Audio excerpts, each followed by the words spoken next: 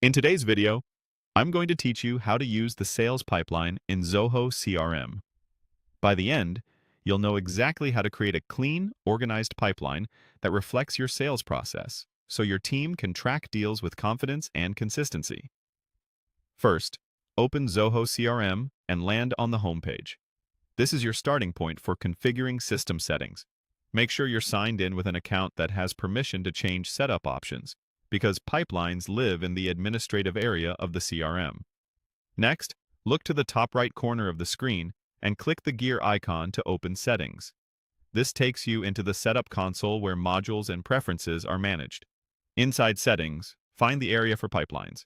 If your layout groups items by module, look under the Deals or Sales section. If there's a search bar in Settings, simply type Pipelines to jump straight there. Click Pipelines to open the configuration page. Now, create a fresh pipeline by selecting New Pipeline. You'll be prompted to provide a name. Choose a clear, descriptive name that tells your team when to use it, something like New Business, Direct Sales, or Renewals, Enterprise. Avoid using personal names or highly specific client references because pipelines are shared and meant to scale. Pick a name that aligns with how your organization actually sells and keep it short enough to read easily in dropdowns and reports. You can edit naming later if needed, but starting with a strong convention helps with adoption.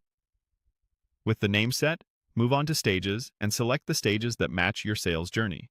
Think of stages as the milestones a deal moves through from first contact to closing.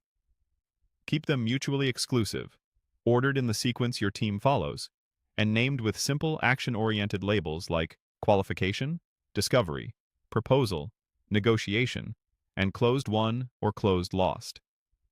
Fewer, clearer stages usually work best, enough to capture key checkpoints without overcomplicating updates. If your screen shows default probabilities or additional options, know that these can typically be fine-tuned later to reflect your historical win rates. For now, focus on getting the right stage list and order.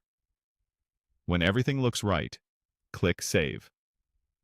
Your new pipeline is now created and ready to use. If you don't see it immediately, refresh your browser, and if it's still missing, check access permissions with your CRM admin.